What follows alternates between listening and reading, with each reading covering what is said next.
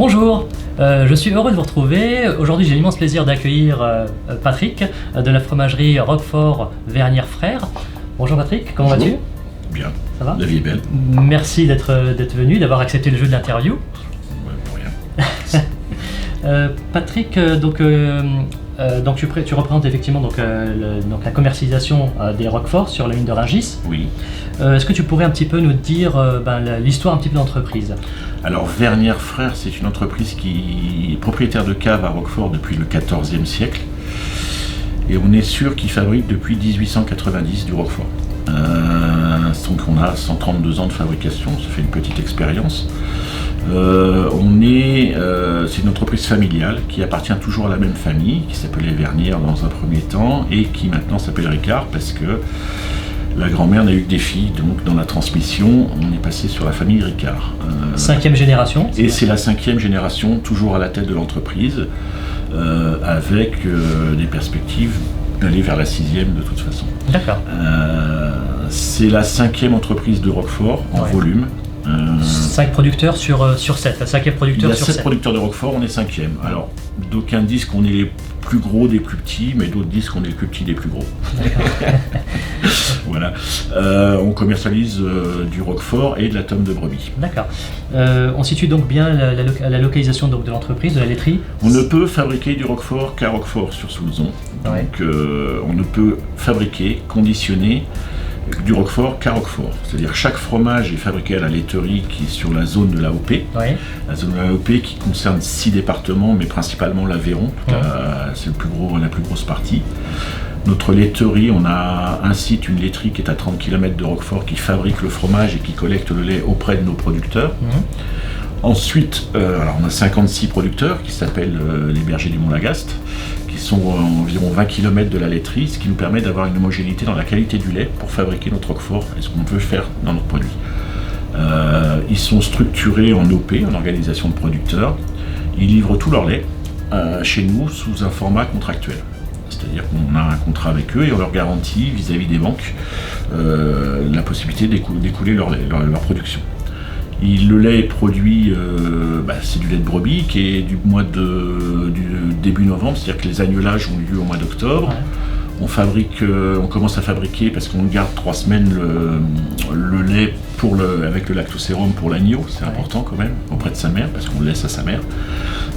Et ensuite, à partir du mois de novembre, on va commencer nos fabrications jusqu'au mois de juillet de l'année suivante. Après, on va laisser les brebis, on va respecter le cycle naturel de la brebis, on va la laisser se reposer pendant 3 mois avant qu'elle refasse un agneau et qu'on commence l'année suivante. Tu me parles de 56 producteurs, donc oui. Il y a ça. Lors de notre discussion au préalable, tu m'as dit qu'en fait vous les aidiez à s'installer. On les aide, on leur garantit par un contrat.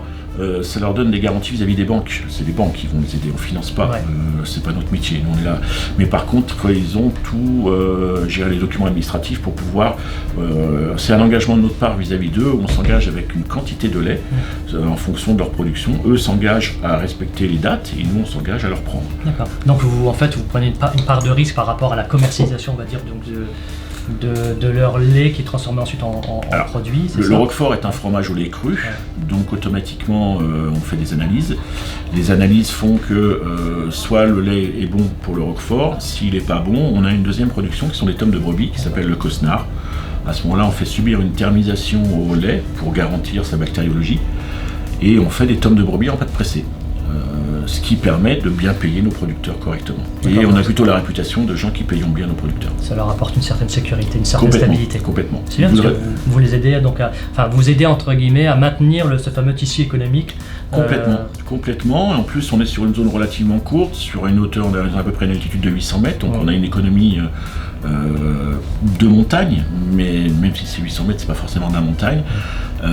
Au milieu de l'Aveyron, situé entre Rodez et Millau, globalement. D'accord. Patrick, toi, comment t'es tombé dans l'univers du fromage? Moi, il y a une quinzaine d'années, j'ai été recruté par une coopérative dans les Pyrénées qui travaille des produits fermiers au lait cru.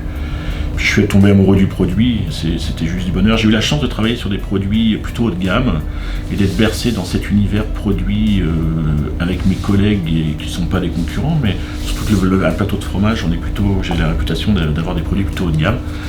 Et Jean-François Ricard, mon patron, est venu me chercher il y a 3 ans pour remplacer mon prédécesseur et pour en même temps assurer la continuité de l'entreprise et le transfert de savoir pour la personne qui me remplacera. Ouais, d'accord. Bon, c'est une belle structure, donc chargée d'histoire déjà, 5e génération, éventuellement donc une 6e à venir. Oui. Et toi derrière, donc tu assures un petit peu, donc on va dire la pérennité en termes de commercialisation donc du produit. Moi, je m'occupe de la commercialisation, mais il faut savoir que chez Vernières, on n'en a pas parlé. Il n'y a pas de turnover, les gens restent là, les gens sont formés. La responsable du laboratoire a commencé comme stagiaire. Le chef de cave, qui va garantir la qualité des fromages, a commencé assistant aux expéditions. Et il est là maintenant, aujourd'hui, il est chef de cave. Les gens évoluent et restent dans l'entreprise. C'est important. C'est génial, c'est vrai. Si maintenant on doit caractériser un petit peu ton produit par rapport aux autres Roquefort, qu'est-ce qu'il y a de... Alors, qu'est-ce qu'on cherche pour résumer la fabrication du Roquefort, on le fabrique à la laiterie à Villefranche-de-Panat. Ça dure à peu près une petite semaine. Ensuite, il va automatiquement, et c'est obligatoire, passer dans les caves d'affinage. La période d'affinage d'un Roquefort, c'est entre 15 jours et 3 semaines. En fait, l'affinage correspond au développement du pénicillium du milieu du fromage jusqu'au bord. Ensuite, on va le bloquer, c'est-à-dire qu'on va lui mettre, précédemment on mettait une feuille d'étain, maintenant on met une feuille d'aluminium, c'est quand même plus sain que l'étain où il y a du plomb.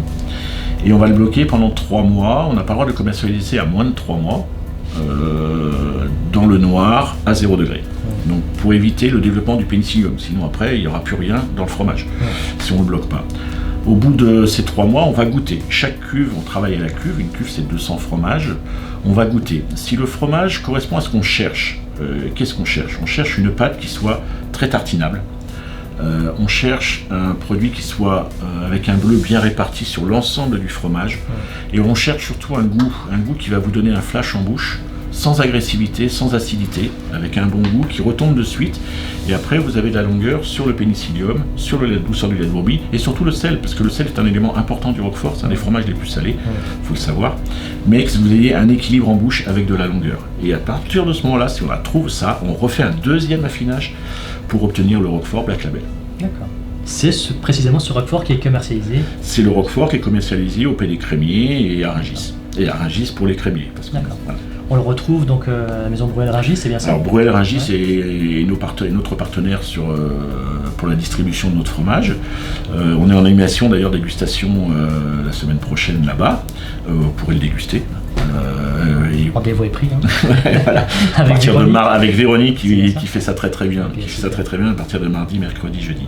Oui, c'est historique. La relation qu'on a avec Bruel est une relation historique parce qu'on vend non seulement du Roquefort, mais aussi les tomes de brebis. Ils nous aident à développer par rapport à ça. C'est un vrai partenariat. Ça marche.